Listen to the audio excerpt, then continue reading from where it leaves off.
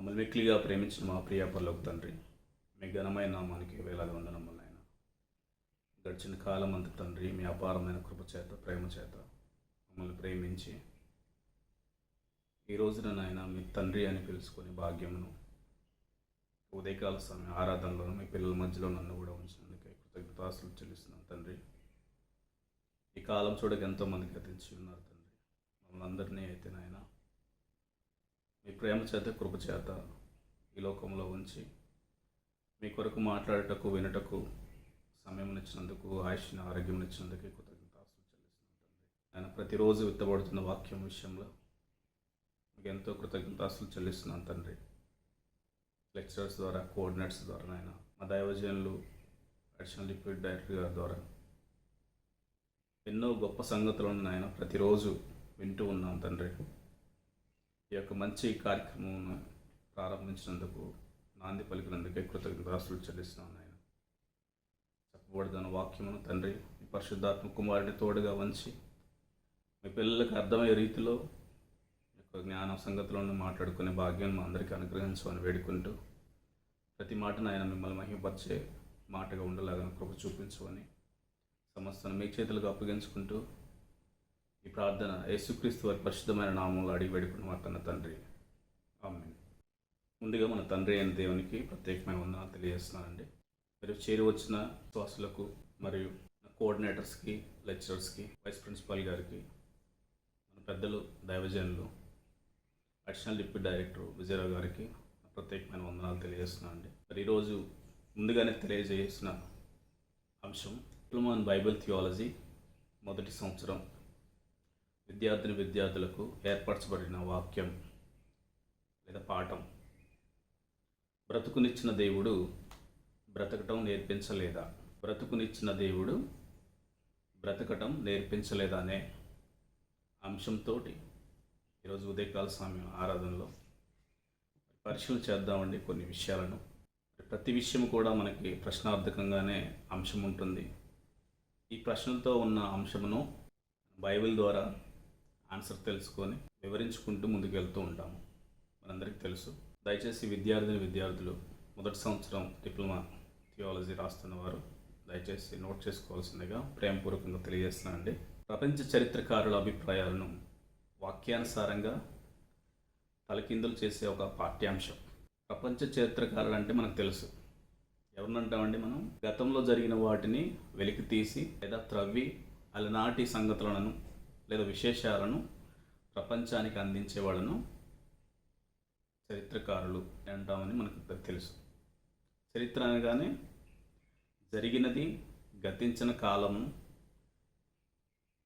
లేదా గతించిన సంఘటనలను, రాజుల కాలమును, రాజులుగా ఉన్నవారు పరిపాలన ఏ విధంగా చేశారన్నదే తెలియజేస్తూ, గతించిన దేశాల చరిత్రలను రాసుకుంటూ వచ్చిన వారిని లేదా గతించిన నాగరికతను తెలియజేస్తూ వచ్చేవారు ఈ చరిత్రకారులు.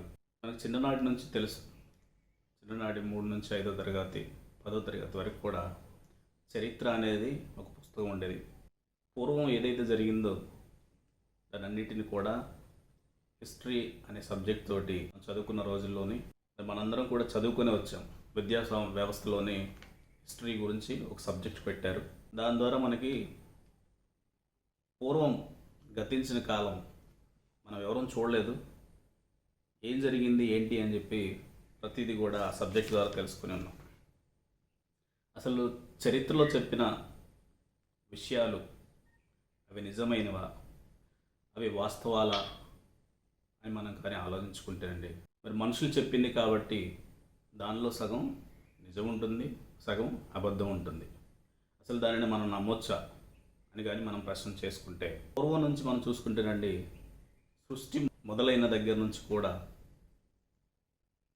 దేవుడే ఈ సృష్టిని చేశాడని బైబిల్ గ్రంథం చెప్తుంటే, శాస్త్రవేత్తలైతే లేదా చరిత్రకారులైతే ఈ సృష్టి పెద్ద విస్ఫోటనం ద్వారా ఈ సృష్టి వచ్చింది, ప్రపంచాలు కలిగాయి అని మాట్లాడుతూ దేవుని యొక్క కష్టాన్ని దోచేసిన ఈ చరిత్రకారులు లేదా శాస్త్రవేత్తలు అనొచ్చు. దేవుడు ఎంతో కష్టపడి సృష్టిని చేస్తే ఆయన ప్రేమని, ఆయన కష్టాన్ని మరుగున చేసిన ఏకైక వ్యక్తులు ఎవరయ్యా అంటే ఈ చరిత్రకారులు లేదా శాస్త్రవేత్తలు. ఒక వస్తువు ఉందనుకోండి, ఒక పదార్థం ఉంది, ఆ పదార్థం లేకుండా ఈ చరిత్రకారులు కానీ లేదా శాస్త్రవేత్తలు కానీ దాన్ని తయారు చేయగలుగుతారా? చేయలేరు. ఫర్ ఎగ్జాంపుల్, పెట్రోల్ కావాలి. పెట్రోల్ కావాలంటే దానికి ముఖ్యమైనది ఏంటి? క్రూడ్ ఆయిల్ కావాలి. ఆ క్రూడ్ ఆయిల్ని తయారు చేసింది ఎవరండి? మనుషులు తయారు చేయగలుగుతారా? అది లేదు. ఇది ఎంత నిజమో మనందరికీ బాగా తెలుసు. అదేవిధంగా ప్రకృతిలో దొరికే ప్రతి పదార్థాన్ని కూడా తీసుకొని సైంటిస్టులు కానీ లేదా శాస్త్రవేత్తలు అనేవారు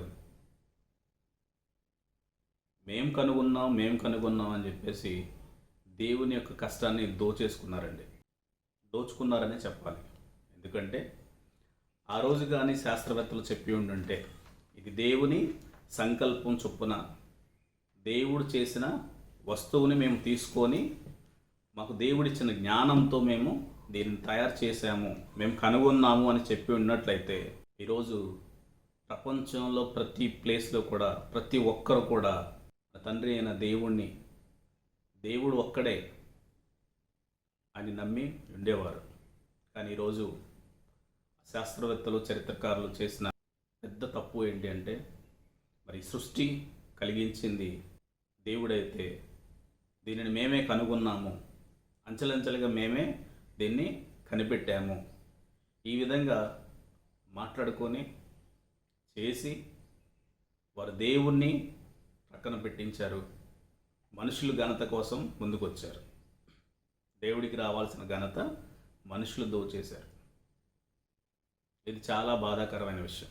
ప్రారంభంలోనే ఆదిమానవుడు అని మాట్లాడారు.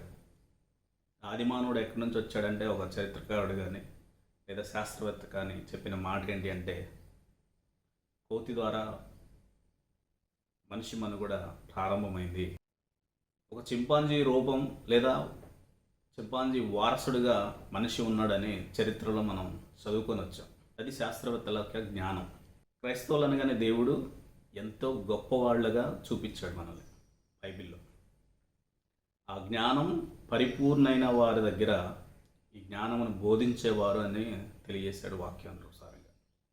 మనం ఒకసారి దైవ గ్రంథంలోనికి వెళ్తేనండి, అపోస్తలుడైన పౌలు గారు రాసిన కొరింథీయులకు రాసిన మొదటి పత్రిక 2వ అధ్యాయము 6-7 వచనాలు చూసినట్లయితే, ప్రారంభంలో నుండి మరి దేవుడు ఎంతో ఇష్టంతో ఆయనకి పిల్లలు కావాలని నిర్ణయం తీసుకొని ఈ లోకంలో వాళ్ళందరిని పంపించాడు. ప్రతి క్రైస్తవుడు కూడా ఎంతో జ్ఞానయుక్తంగా కలిగి ఉన్నాడని దేవుడు చెప్పాడు. ఒకసారి ఈ మాటను చూద్దాం. మొదటి కొరింథీయులకు రాసిన పత్రిక 2వ అధ్యాయము 6వ వచనం, పరిపూర్ణులైన వారి మధ్య జ్ఞానమును బోధించుచున్నాము. పరిపూర్ణులైన వారి మధ్య జ్ఞానమును బోధించున్నాము. ఇది ఈ లోక జ్ఞానం కాదు. బైబిల్ గ్రంథంలో రాయించిన జ్ఞానం అండి. ఈ లోక సంబంధమైన జ్ఞానం కాదు. ఈ లోక సంబంధమైన జ్ఞానం ఏం జరుగుతుందో తెలుసా? ఏం చేస్తుందో తెలుసా? ఎంత చదువుకున్నా, ఎంత ఉన్నత స్థానంలో ఉన్నా, ఎంత డబ్బు సంపాదించినా లాస్ట్కి తినడానికి తిండి కోసం మాత్రమే ఆ ఉద్యోగం చేస్తున్నారు, ఆ వ్యాపారం చేస్తున్నారు. ఈ లోక జ్ఞానము తినడానికి తిండిని సంపాదించుకుంటాం కోసం ఉపయోగపడుతుందని తెలియచేస్తున్నాం. మరి దేవుని జ్ఞానం ఏ విధంగా ఉంది? పరిపూర్ణులైన వారి మధ్య జ్ఞానమును బోధించున్నాము. అది ఈ లోక జ్ఞానము కాదు. నిర్ధారకులై పోచున్న ఈ లోక అధికారులకు జ్ఞానము కాదు కానీ దేవుని జ్ఞానము మర్మమైనట్టుగా బోధించున్నాము. దేవుని జ్ఞానం ఏ విధంగా ఉందండి? ఒక మర్మంలాగా ఉంది. ఆలోచిస్తారండి, మనిషి పుట్టుక ఒక మర్మం, మనిషి మరణం ఒక మర్మం. అది ఎవరికి తెలియదు. ఏ టైంలో ఏ విధంగా పుడుతున్నాం అన్నది ఎవరికి తెలియదు. కనీసం ఇంత టెక్నాలజీ పెరిగినా మరి డాక్టర్స్ అనేవారు కూడా, సైంటిస్టులు కూడా తెలియని నిజం ఏంటి అంటే, తల్లి గర్భంలో ఎప్పుడు పిండంగా పడిపోతున్నాము, ఎప్పుడు పిండంగా తయారవుతున్నాం అనేది తెలియలేదు. మరి మనిషి మరణం ఎప్పుడు అన్నది ఎవరికి తెలియదు. అందుకే దేవుని జ్ఞానము మర్మమైనది. జగదుత్పత్తికి ముందే దీనిని దేవుడు మన మహిమ నిమిత్తము నియమించను. అది లోకాధికారుల్లో ఎవరికి తెలియదు. ఈ లోకము జ్ఞానము నేర్చుకున్న ప్రతి ఒక్కరండి, లేదా శాస్త్రవేత్తలను కానీ ఆలోచిస్తే, వారు ఈ లోక జ్ఞానంను నేర్చుకొని ఈ లోకంలో మేమే గొప్పవాళ్ళం అని వారికి బిరుదులు ఇచ్చిన వారు లేకపోలేదు. మరి ఇలాంటి జ్ఞానంను దేవుడు ఏమన్నాడో తెలుసా? ఇదే మాటలో మనం చూసినట్లయితే 1వ అధ్యాయము 19వ వచనం చూసినట్లయితే, కొరింథీయులకు రాసిన మొదటి పత్రిక 19-20 వచనాలు చూసినట్లయితేనండి, ఇందు విషయమై జ్ఞానులు జ్ఞానమును నాశనము చేతును అంటున్నాడు దేవుడు. ఎందుకని? దేవుడు కష్టపడి సృష్టిని చేశాడు.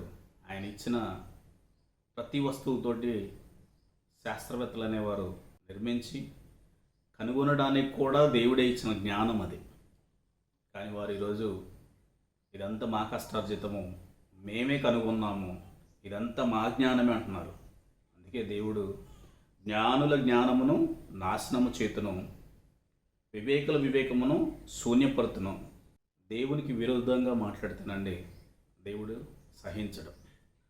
ఆయనకి రావాల్సిన మహిమను మరి దేవునికి చెల్లించాలి. ఆయనకి రావాలి ఆ మహిమ.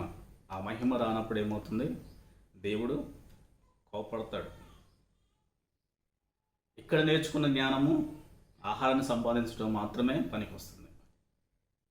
చూడండి, ఎంత పెద్ద ఉద్యోగస్తులైనా కానీ లాస్ట్కి ఎందుకయ్యా నీవు ఉద్యోగం చేస్తున్నావంటే, ఇంకేముంది బ్రదర్, తినడానికి తిండి, ఉండడానికి నివాసం, కట్టుకోవడానికి మంచి బట్టలు, లేదా సమాజంలో మంచి పేరు, మంచి హోదా కలిగి ఉండడం కోసం చేస్తున్నాను అంటారు. కానీ దేవుని జ్ఞానం నేర్చుకున్న వారు మనిషి జీవితాన్ని మార్చవచ్చు. అది పరలోక మార్గానికి దారిగా మార్చుకోవచ్చు.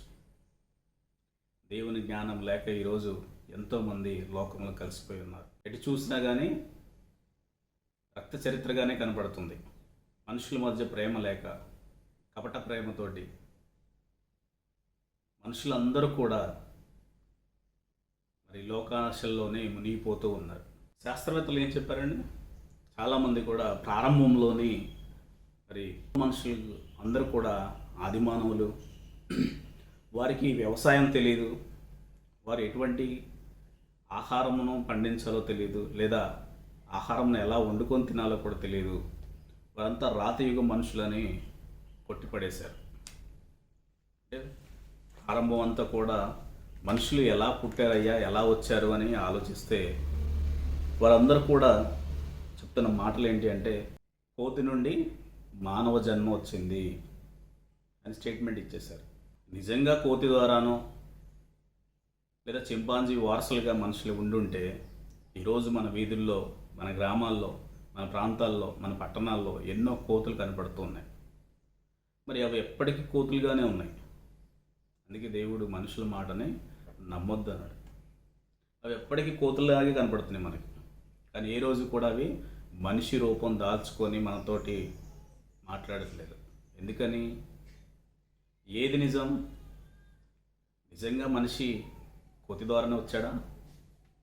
అందుకే ప్రతిదాన్ని కూడా మనం పరిశీలన చేసి బైబిల్ ద్వారా దేవుని మాటలు చెప్పి ఉంటేనండి అవి మాత్రమే సత్యము. మనుషులు చెప్పిన మాటలు అవి అసత్యములు. ఈరోజు దేవుడు కనుగొన్న, సృష్టించిన, దేవుడు చేసిన పదార్థం తీసుకొని దాని ద్వారానే ప్రతీదీ టెస్ట్ చేస్తున్నారు తప్ప, అవి చేస్తూ మళ్ళీ ఇవి మేమే కనుగొన్నాము అని అంటున్నారు. మూలానికి వెళ్తే దేవుడు చేసి ఉన్న పదార్థంను నువ్వు తీసుకొని, శాస్త్రవేత్త అనే వ్యక్తి తీసుకొని దానిలో ఏముందని చెప్పేసి పరిశోధన చేసి ఆ పరిశోధన చేయడానికి కూడా దేవుడే వారికి జ్ఞానం ఇస్తున్నాడు. చూద్దామండి కొన్ని మాటలు మంచిగా. మరి ప్రారంభంలో మనుషుల యొక్క మనుగడ ఏ విధంగా ప్రారంభమైందో మనందరికీ బాగా తెలుసు. ఎందుకంటే అండి, మనం ప్రతిరోజు దేవుని వాక్యం వింటున్న వారం కాబట్టి మనకు ఒక అవగాహన ఉంది. బైబిల్లో దేవుడు ఏం చెప్పాడు, ఆయన చెప్పిన సంగతులు ఏంటి అని. అసలు మొదటి మానవుడికి ఏమీ తెలియదన్న శాస్త్రవేత్తలకి మరి బైబిల్ విసురుతున్న ఒక సవాల్. ఇది ఆల్రెడీ మా తండ్రి అయిన జయశాలి గారు మరి ప్రపంచానికి సవాలు విసిరిన సంఘటనలు ఎన్నో ఉన్నాయి, మనందరికీ బాగా తెలుసు. అసలు చరిత్రకారులు శాస్త్రవేత్తలు చెప్తున్నది నిజమా కాదా? దేవుడు ఎవరిని పట్టించుకోలేదా? దేవుని ప్రమేయం లేకుండానే మనిషి బ్రతుకుతున్నాడా? ఆయన బ్రతికాడా మనిషి ప్రారంభం నుంచి? చరిత్రకారులందరూ కూడా దేవుని జ్ఞానమును దోచిన చరిత్రకారులు. దేవుడు ఒక మహాశక్తిగా ఉన్నాడు. ఆయన శక్తిని అర్థం కావాలి అంటే, ఆయన శక్తి గురించి తెలుసుకోవాలంటే బైబిల్ దగ్గరికి రావాలి. శాస్త్రవేత్తలు అనగానే ఎక్కువగా మనకి ఎవరు గుర్తొస్తారండి? క్రైస్తవ సైంటిస్టులు. కనీసం క్రైస్తవ సైంటిస్టులకు కూడా, శాస్త్రవేత్తలకు కూడా అర్థం కానిది ఏంటి అంటే, వారు బైబిల్ చదివారు, బైబిల్ జ్ఞానం ద్వారానే వారు కూడా శాస్త్రవేత్తలుగా పేరు పొందారు. అయినా కానీ దేవునికి రావాల్సిన మహిమను దాచిన శాస్త్రవేత్తలు, దేవునికి రావాల్సిన మహిమను వాళ్ళు దోచేశారండి. అందుకే ఈరోజు ప్రతిదీ కూడా ఇది ఫలానా శాస్త్రవేత్త కనుగొన్నాడని పేర్లు, అవార్డులు, రివార్డులు అందరూ అన్నీ కూడా ఆ శాస్త్రవేత్తలకు వెళ్ళిపోతుంది. అన్నీ సృష్టించిన దేవుడు ఆయన బాధపడుతున్నాడు. నాకు రావాల్సిన ఘనత వేరే ఒక మనిషికి వెళ్తుంది అని దేవుడు బాధపడుతున్నాడు. మరి ప్రారంభంలో మనం చూసుకున్నట్లయితే అండి, ఆదాము గారిని సృష్టించిన తర్వాత దేవుడు ఆయన ఏ విధంగా ఆయనని పోషించాడు అన్నది మనందరికీ బాగా తెలుసు. నిజంగా మనిషి పైన దేవునికి ప్రేమ లేకపోయి ఉండుంటే, మరి ఏదోని తోటలోని అన్నీ నువ్వు తిన్నాయినా కానీ ఒక పండు నువ్వు తినొద్దు, అది తింటే నువ్వు చచ్చిపోతావు అని చెప్పాడంటే ఆ మాటకి అర్థం ఆయన మీద ఎంత ప్రేమ ఉంటే ఆ మాట చెప్పాలండి. చూడండి, ఒక విషపూరితమైన పదార్థం తీసుకొచ్చి మనం మన పిల్లలకి ఇస్తామా? ఇవ్వం. తండ్రి అయిన దేవుని ప్రేమ మనం తెలుసుకోవాలి అంటే ఆయన ఒక్క మాటతో తెలిసిపోతుంది మనకి. ఆయన నువ్వు ఆ పండు తిని దినమున చనిపోదు అన్నాడు. మరి ఆ మాట చెప్పాడంటే ఆదాము గారిని ఎంత ప్రేమించాడు దేవుడు. ఎవరైనా తన కన్నబిడ్డల్ని చంపుకుంటారా? కీడు జరుగుతుంటే చూస్తూ ఉంటారా? ముందే ఇన్స్ట్రక్షన్స్ ఇచ్చాడు, ముందే తెలియజేశాడు ఆ పండు తినొద్దు అని. మరి దేవుడు ఆయన తన పిల్లల కొరకు ఎంతో జాగ్రత్తలు తీసుకున్నాడు. సృష్టి మొత్తాన్ని కూడా తన పిల్లల కోసం నిర్మించాడు. ప్రారంభం మనుషులకి ఏమీ తెలియదు అనే శాస్త్రవేత్తలకు దేవుడు చెప్తున్న ఆన్సర్ ఏంటి అన్నది మనం చూద్దామండి. బైబిల్లోనికి వెళ్తే ఆదికాండము 1వ అధ్యాయము 11వ వచనం చూసినట్లయితే, ఆదికాండము 1వ అధ్యాయము 11వ వచనం, దేవుడు గడ్డిని విత్తములనిచ్చు చెట్లను భూమి మీద తమ తమ జాతి ప్రకారము తమలో విత్తనము గల ఫలమిచ్చు వృక్షములను భూమి మొలకించుగాని పలుకుగా ఆ ప్రకారం ఆయన. చూడండి, దేవుడు ఎంత ప్రేమమయుడు అంటే ఈ సృష్టిలోనికి తన పిల్లల్ని తీసుకురావాలనుకున్నాడు. మరి వచ్చిన తర్వాత వారికి కావాల్సిన ఆహార విషయంలో ఆయన ప్రతీది కూడా జాగ్రత్తలు తీసుకున్నాడని ఇక్కడ మనకి తెలియజేశాడు. భూమిని దేవుడు గడ్డిని విత్తములిచ్చు చెట్లను భూమి మీద తమ తమ జాతి ప్రకారము తమలో విత్తనములు గల ఫలమిచ్చు వృక్షములను భూమి మీద మొలకనిచ్చుగాక అని చెప్పాడు. ఆహారం గురించి సిద్ధపాటు చేశాడు. ఇక్కడ ఇదే అధ్యాయంలోని 29వ వచనం చూసినట్లయితే, 29వ వచనం, 1వ అధ్యాయము 29వ వచనం, దేవుడు ఇదిగో భూమి మీదనున్న విత్తములిచ్చు ప్రతి చెట్టును విత్తనములిచ్చు వృక్ష ఫలమును ప్రతి వృక్షమును మీకిచ్చి ఉన్నాను, అవి మీకు ఆహారమగును. మనకి ప్రతిది కూడా ఆహారమును సిద్ధపాటు చేశాడు దేవుడు. మరి ఈ విషయం శాస్త్రవేత్తలకు తెలియదా? బైబిల్ చదివిన పండితులు శాస్త్రవేత్తలకు తెలియదా? తెలుసు. కానీ అలా అని చెప్తే దేవునికి ఎక్కడ మహిమ వస్తుందో, క్రైస్తవ్యం ఎక్కడ పెరిగిపోతుందో అని ఈ శాస్త్రవేత్తలు దానిని దేవుని కష్టాన్ని దోచేశారు. ఈ విషయం తెలియకుండా ఉంచారు. చరిత్రకారులు ఆ విధంగా పుస్తకాల్లో రాసి రాసి రాసి లాస్ట్కి ఇది మనుషుల జ్ఞానంతో వచ్చిందని తెలియచేయటకు ప్రయత్నం చేశారు. కొంతకాలం బైబిల్ వెలుగులోనికి వచ్చిన తర్వాత క్రైస్తవ్యంలో కూడా మార్పులు వచ్చాయి. ఆది మానవుడు కోతి నుండి పుట్టాడు, చింపాంజీ వారసుడు మనిషి అని ఏదైతే మాట్లాడారో ఈరోజు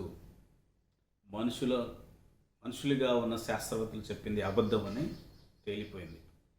దేవుడు చెప్పిన ప్రతి మాట కూడా అది సత్యమని నెరవేరింది. ఈ బైబిల్ మహాగ్రంథం ద్వారా మనందరం కూడా తెలుసుకుంటున్నాం. ఇంకో మంచి మాట చూద్దామండి. ఆదికాండము 9వ అధ్యాయము 3వ వచనం చూసినట్లయితే, ఆదికాండము 9వ అధ్యాయం 3వ వచనం, ప్రాణము గల సమస్త చరములు మీకు ఆహారమగును, పచ్చని కూర మొక్కలు ఇచ్చినట్లు వాటిని మీకు ఇచ్చి ఉన్నాను. చూడండి, ప్రతిదీ కూడా ఆహారం విషయంలో జాగ్రత్తలు తీసుకున్నాడు దేవుడు. భూమి మీదకి వచ్చిన తర్వాత మనకి ఎటువంటి ఆహారం కావాలి ఆయన ముందుగానే సిద్ధపాటు చేశాడు. మనల్ని ఎక్కడా వదిలిపెట్టలేదు దేవుడు. మానవుడిని ప్రారంభించిన తర్వాత ఈ భూమి మీద ఎన్నో జాగ్రత్తలు తీసుకున్నాడు. ప్రారంభ మానవులకి వ్యవసాయం చేయటం రాదని శాస్త్రవేత్తలు అన్నారు. ఒక మంచి మాట చూద్దాం బైబిల్ ద్వారా. ఆదికాండము 2వ అధ్యాయము, తొలి మానవుడికి వ్యవసాయం నేర్పించిందే మన తండ్రి అయిన దేవుడు, ఆయన యెహోవా. ఆదికాండము 2వ అధ్యాయము 15వ వచనం చూసినట్లయితే, ఆదికాండము 2వ అధ్యాయము 15వ వచనం, మరియు దేవుడైన యెహోవా నరుని తీసుకుని ఏదైనా తోటను సేద్యపరచుటకు దానిని కాచుటకు దానిలో ఉంచెను. చూడండి, తండ్రి అయిన దేవుడు నరుని తీసుకొని ఏదైనా తోటను సేద్యపరచుటకు, సేద్యము అనగా వ్యవసాయము, సేద్యపరచుటకు దాన్ని కాచుటకు దానిలో ఉంచెను. పని ప్రారంభమైంది. ఏ విధంగా వ్యవసాయం చేయాలో ముందుగానే తండ్రి అయిన దేవుడు ట్రైనింగ్ ఇస్తున్నాడు. ఎవరికి? ఆదాము గారికి. ఎందుకంటే ఈరోజు మన అందరం కూడా మరి వ్యవసాయం చేసేవారు వ్యవసాయం చేస్తూ ఉన్నారంటే అది ఎక్కడి నుంచి వచ్చింది? దేవుడు ప్రారంభం ఆది మానవుడు అనగా మొట్టమొదటి మానవుడు మన ఆదాము గారు. ఆయన మనందరికీ తండ్రిగా ఉన్నారు, శారీరక తండ్రి. అక్కడి నుంచే కదండి మన అందరం కూడా వచ్చింది. మరి దేవుడు ఇంత గొప్పగా బైబిల్లో రాయిస్తే శాస్త్రవేత్తలు ఆది మానవుడు వాళ్ళకి ఏమీ తెలియదు, ఏది పడితే అది తినేవాళ్ళు. మరి వాళ్ళు ఒక 2 రాళ్ళను తీసుకొని రాపిడి చేస్తే వెలుగు వచ్చింది.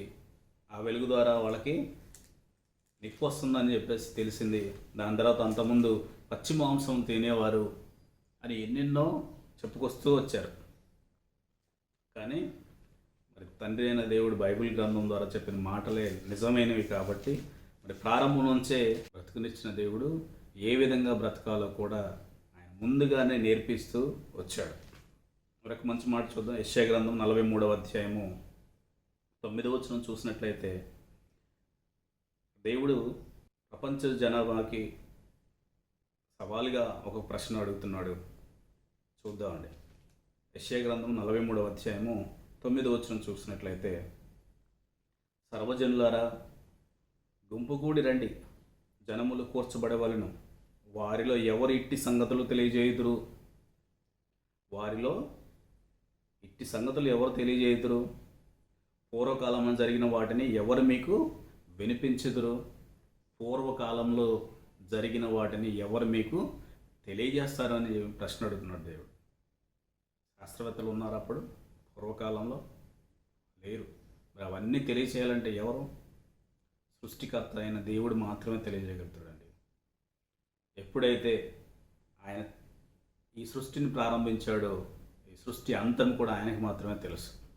అందుకే దేవుడు అంటున్నాడు, పూర్వకాలమున జరిగిన వాటిని ఎవరు మీకు వివరించెదరు అని అడుగుతున్నాడు, ప్రశ్నిస్తున్నాడు.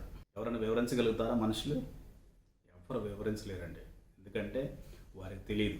వాళ్ళు తెలిసిన మిడిమిడి జ్ఞానంతో, మనుషుల జ్ఞానంతో తెలియజేస్తారు. అంతే తప్ప నిజమైన విషయాలని, ఖచ్చితమైన విషయాలని తెలియచేయలేరు.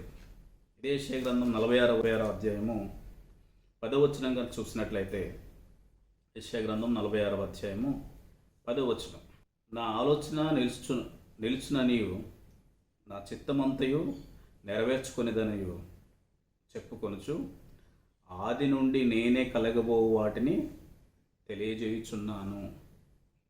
ఎంత మంచి మాట రాయించాడండి దేవుడు.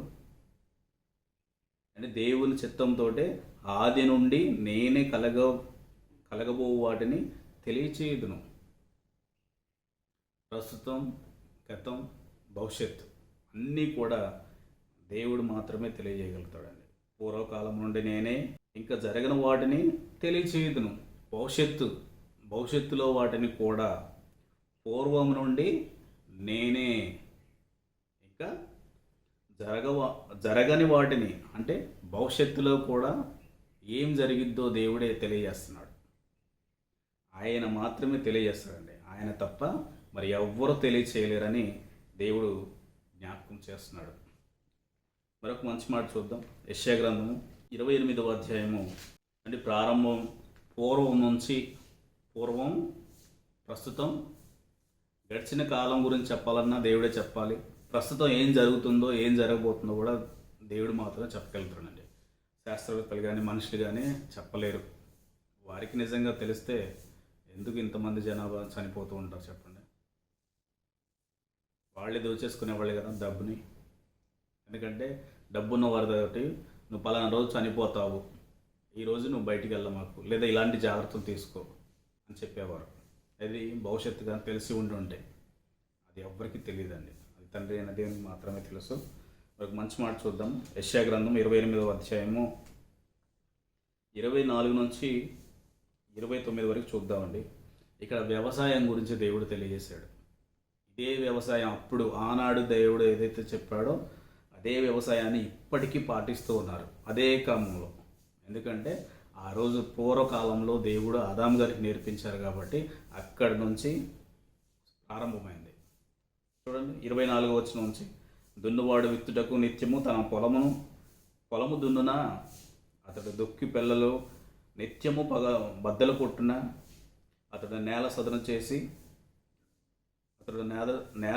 చేసిన తర్వాత నల్ల జీలకర్ర చల్లును, తెల్ల జీలకర్ర చల్లును, గోధుమలు వరుసగా విత్తును. చూడండి, వరుస క్రమంలో వేస్తూ ఉంటారు. గోధుమ పంట మనం చూసినట్లయితే ఏదైనా విత్తనాలు చల్లాలన్నా కానీ వరుస క్రమంలో చల్లుతూ ఉంటాం. ఎవలను తానేర్పించిన చేనిలో చల్లును, దాని అంచున మిరప మొలకలను వేయుదును కదా. చూడండి, మనకు ఏదైనా తోట వేసేటప్పుడు అంటే అంచులో అంటే గట్టు మీద కొన్ని మిరపకాయలు కానీ లేదంటే కందికి విత్తనాలు కానీ వేసుకుంటూ వెళ్తారు గట్టు మీద. ఎందుకంటే వాటికి ఎక్కువ నీరు అనేది ఉండకూడదు. ఎక్కువ నీటిలో ఉంటే అవి పంట రాదు. చూడండి ఎంత దేవుడు మంచిగా ఎంత విధానంగా మన ఈజీగా తెలియజేస్తున్నాడు. చూడండి, దాని అంచున మిరప మొలకలు వేయును కదా, వాని దేవుడే తగిన క్రమము వానికి నేర్పించి ఉన్నాడు. చూడండి, దేవుడు నేర్పించాడని డైరెక్ట్ చెప్తున్నాడు. వాని దేవుడే తగిన క్రమము వానికి నేర్పి ఉన్నాడు. ఆయన వానికి ఆ పనిని బోధించున్నాడు. ఎవరు? తండ్రి అయిన దేవుడు బోధించాడు. అందుకే ఆయన ఇచ్చిన జ్ఞానం ద్వారానే ఈరోజు వ్యవసాయం అనేది కూడా చేస్తూ ఉన్నారు. ప్రతి విషయంలో దేవుని జ్ఞానం ఉంది కాబట్టే చేయగలుగుతున్నారు. సేద్యగాడు నల్ల జీలకర్ర పదును గల యంత్రము చేత నూర్చుడు. ఏంటంటే మనం పంట చేతికి వచ్చినప్పుడు దాన్ని నూర్చడానికి కూడా మనం యంత్రాలను వాడుతూ ఉంటాం. బండి చక్రములను జీలకర్ర మీద నడిపింపడు కానీ కర్ర చేత నల్ల జీలకర్రను, చువ్వ చేతను జీలకర్రను తొళ్ళగొట్టును కదా. చూడండి, మనం వరి కోత కోసిన తర్వాత అండి వాటిని పట్టుకొని కొంతమంది అయితే అవి కుప్పగా వేసేసి ట్రాక్టర్తో తొక్కిస్తారు. అంతకుముందు అయితే మనం మరి ఎడ్లతోటి ఆవులతోటి తొక్కిస్తూ వాటిని, అంటే దానికి ఉన్న ఆ వరి కంకులు మొత్తం రాలిపోయేలాగా మనం దాన్ని తొక్కుతూ దాన్ని ఇది చేస్తాం. కొంతమంది అయితే ఒక మొద్దును వేసేసి మొద్దు మీద కొట్టి వాటిని రాల్చుతారు. మనుషులు గోధుమలు గాలింపుగా దాన్ని నలుచుదర సేద్యగాడును ఎల్లప్పుడూ దాన్ని నూర్చుచుండును, ఎల్లప్పుడూ అతడు బండి చక్రమును గుర్రములను దాని మీద నడిపించుచున్నాడు. చూడండి, మనం అంతకుముందు ఎడ్లని నడిపించేవాళ్ళం, కొంతమంది అయితే గుర్రాలు కూడా మరి నడిపించి వాటిని ఆ యొక్క ధాన్యమున పోగు చేస్తూ ఉంటారు. అంటే ఆ వెన్నులకు ఉన్న ధాన్యాన్ని తీసుకోవాలంటే జనులు సైన్యములకు అధిపతియగు యెహోవా చేత దానిని నేర్చుకొందురు. వ్యవసాయం ఏ విధంగా నేర్చుకున్నారు? దేవుని చేత మాత్రమే నేర్చుకున్నారు. ఆశ్చర్యమైన ఆలోచన శక్తియు అధిక బుద్ధియు అనుగ్రహించువాడు ఆయనే. ఈరోజు నాకు తెలివి ఉందని అనుకునే ప్రతి ఒక్కరు కూడా గ్రహించాల్సింది ఏంటంటే దేవుడు నీకు ఇచ్చిన జ్ఞానం. అంతేగాని నీ అంతటా నువ్వు ఎక్కడో తెచ్చుకున్న జ్ఞానం అయితే కాదండి. ప్రతి విషయానికి దేవునికి మనం కృతజ్ఞత చెల్లించవలసిన వారమే ఉన్నాం. ఎందుకంటే ప్రతి విషయంలో కూడా దేవుడు నడిపించాడు. ఆయనే మనకి ప్రారంభ పాఠశాల. దేవుడే నేర్పించాడు కాబట్టి ఈ విధంగా నేర్చుకుంటున్నాం. అంతేగాని జనాలు లోక జ్ఞానం తెచ్చుకున్న తర్వాత అండి మరి నాకే వచ్చు, నాకు మాత్రమే తెలుసు, నేను తప్ప మరి ఎవరు కూడా దీన్ని చేయలేరు, ఎవరికి తెలియదు అని విర్రవీగేవారు లేకపోలేదు. సో దేవుని యొక్క పనిని కష్టాన్ని ఆయనకి మహిమకరంగా వచ్చేలాగానే మనం దేవునికి కృతజ్ఞతాస్తులు చెల్లించాల్సిన వారమే ఉన్నాం. మరొక మంచి మాట చూద్దామండి. నిర్గమాకాండము. మనుషులు ప్రారంభం నుంచి ఎదిగి కొద్దండి దేవుడు ఇచ్చిన జ్ఞానంతో వారు శిల్పకారులుగా వచ్చారు, మరి వస్తువులు చెక్కేవారుగా వచ్చారు, మరి ఎన్నో రకాలుగా వారి యొక్క చేతి పనులను దేవుడు దీవిస్తూ వచ్చాడు, ఆయన నేర్పిస్తూ వచ్చాడు. చూద్దాం కొన్ని మాటలని మనం జ్ఞాపకం చేసుకున్నట్లయితే నిర్గమాకాండము 31వ అధ్యాయము 3వ వచనం నుంచి 6వ వచనం వరకు చూద్దామండి. నిర్గమాకాండం 31వ అధ్యాయము 3వ వచనం నుంచి 6వ వచనం వరకు. విచిత్రమైన పనులను కల్పించుటకు బంగారుతోనూ వెండితోనూ ఇత్తడితోనూ పనిచేయుటకు పొదుగుటకే రత్నములను సానబెట్టుటకును కర్రను కోసి చెక్కుటకును సమస్త విధములైన పనులు చేయుటకు జ్ఞాన విద్య వివేకములను సమస్తమైన పనుల నేర్పును వానికి కలుగునట్లు వానిని దేవుని ఆత్మ పూర్ణునిగా చేసి ఉన్నాడు. దేవుని ఆత్మ పూర్ణునిగా చేసి ఉన్నాడు. దేవుడు మాత్రమే నేర్పిస్తూ వచ్చాడండి ఇవన్నీ. మరి ఇవన్నీ నిజంగా కోతి నుంచి వస్తే మరి ఇవన్నీ మనుషులు చేసేవారా? శాస్త్రవేత్తలు చెప్పింది అబద్ధం అని తేలిపోయింది. దేవుని మాట మాత్రమే నిజమైన మాట. నిజంగా శాస్త్రవేత్తలు చెప్పింది నిజమేనంటారా? ఇప్పుడు కాదండి, అది అబద్ధం. దేవుడు ఆత్మపూర్ణిగా చేసి మనిషికి జ్ఞానమునిచ్చి ఆయన నేర్పిస్తూ వచ్చాడు.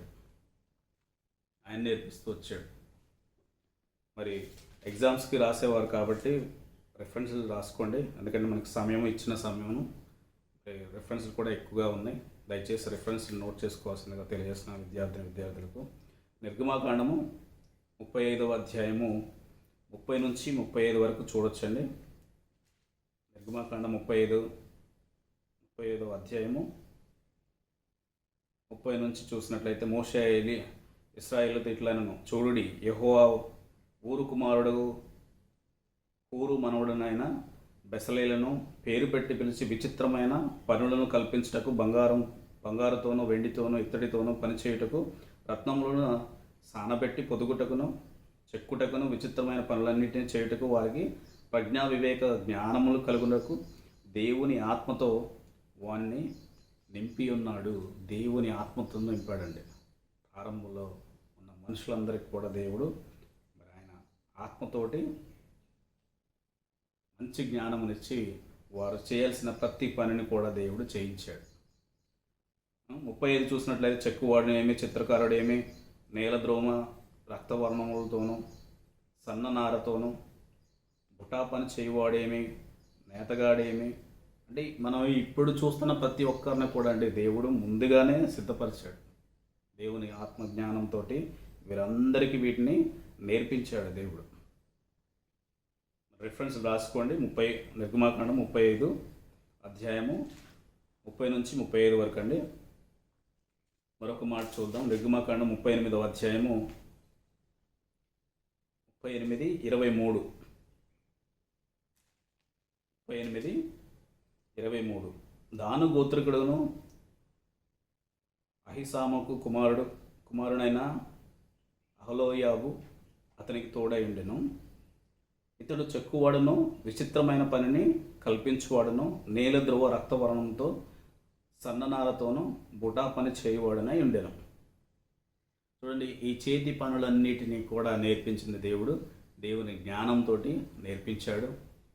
సో ఇది మనుషులు వారంతట వారు నేర్చుకున్న జ్ఞానం కాదండి. దేవుడి సహాయం లేకపోతే మరి ఎప్పటికీ కూడా మనిషి ఎదగలేడు అని ఈ మాటల ద్వారా అర్థమవుతుంది మనకి. దేవుని సహాయము మనందరికీ ఉంది కాబట్టే మనం పని చేయగలుగుతున్నాం. చేసిన పనిని దేవునికి మహిమకరంగా మరి దేవునికి కృతజ్ఞతాస్తుతులు చెల్లించాల్సిన వారమే ఉన్నాం. అలా చేయకపోతే దేవుడు కోపపడతాడు. నేను ఇచ్చిన జ్ఞానంతో విడిచేసి నన్ను పక్కన పెడుతున్నాడు, మనిషి తన మహిమ కొరకు మాట్లాడుతున్నాడని దేవుడు బాధపడతాడు. మరొక మంచి మాట చూద్దాం. మొదటి రాజుల గ్రంథము 6వ అధ్యాయము 4వ వచనం. మొదటి రాజుల గ్రంథము 6వ అధ్యాయము 4వ వచనం చూసినట్లయితే, అతడు మందిరమును విచిత్రమైన పనితో చేయబడిన అల్లిక కిటికీలను చేయించును. చూడండి, అల్లిక కిటికీలు. సో ప్రతి వస్తువు కూడా అండి దేవుడు ఆయన ఇచ్చిన జ్ఞానంతో మనుషులు చేసి ఉన్నారు. మరి ఈ విషయాలని మరి ఈరోజు మనుషులందరూ కూడా మరి అంగీకరించాల్సిన వారమే ఉన్నాం. లేకపోతే అండి అది దేవుని బాధ పెట్టిన వారమే అవుతాము. దేవునికి రావాల్సిన మహిమ దేవునికి ఇవ్వాల్సిందే. సో టైలర్ కూడా అప్పటి నుంచి ప్రారంభం నుంచే ప్రారంభమయ్యాడండి. చూడండి, పరమగీతములు 3వ అధ్యాయము 10వ వచనం చూసినట్లయితే, 3వ అధ్యాయము 10వ వచనం పరమగీతముల గ్రంథం. దాని స్తంభములను వెండిమయమును, దాని పాదములు స్వర్ణమయమును, దాని మొత్తలు ధ్రువ వస్త్రములతోనూ చేయబడిను. ప్రేమను సూచించు విచిత్రమైన కుట్టు పనితో యెరూషలేము కుమార్తెలు దాన్ని లోపలి భాగములను అలంకరించరి. చూడండి, ఈరోజు మరి స్త్రీలు పురుషులు ధరించుకున్న దుస్తులు అన్నీ కూడా అండి మరి కుట్టు మిషన్ల ద్వారా జరుగుతూ ఉన్నాయి. ఈరోజు పెద్ద పెద్ద మిషనరీ వచ్చాయి. మరి చేతి కుట్టు పని కూడా మరి దేవుడు ఇచ్చిన జ్ఞానంతో మరి మనుషులందరూ కూడా అప్పటి నుంచి ఇదే ప్రారంభ మనుషుడు ఏమీ తెలియదన్న ప్రారంభ మనుషునికి దేవుడు ఎంతో జ్ఞానంతో అన్నిటినీ చేసి ఇచ్చాడండి, తెలియచేశాడు. ప్రారంభంలోనే మనందరికీ బాగా తెలుసు. ఆదాములకు మరి వారు పండు తిన్న తర్వాత వారికి జ్ఞానం వచ్చింది. దాని తర్వాత వారు దిగంబరులని తెలుసుకున్నారు. దాని తర్వాత వారు ఆకులు చుట్టుకుంటే ఆ రోజే ప్రారంభమైంది. దేవుని నుంచి వారికి వస్త్రములు ఇచ్చాడు దేవుడు. ప్రతి దానికి కూడా అండి మరి దేవుడే కారణం. మరి బ్రతకడం నేర్పించిన దేవుడు మనిషికి బ్రతకడం నేర్పించాడు. మనిషి బ్రతుకుతూ ఉన్నాడు. కానీ దేవుణ్ణి మహిమపరచకుండా వారి సొంత కార్యాల్లో బిజీ అయిపోతూ ఉన్నారు. దేవునికి రావాల్సిన ఘనత మరి దేవునికి రావాలండి. మరి యేసుక్రీస్తు వారు కూడా కొన్ని మాటలు చూపించి ముగించేస్తాను. యేసుక్రీస్తు వారు కూడా అండి మరి మనందరికీ మరి యేసుక్రీస్తు వారికి కూడా పని ఇచ్చాడు, పని అప్పగించాడు దేవుడు. మనందరికీ బాగా తెలిసిన మాటలు ఒక్కసారి ఈ సందర్భంగా జ్ఞాపకం చేసుకుందామండి. యోహాను సువార్త 8వ అధ్యాయము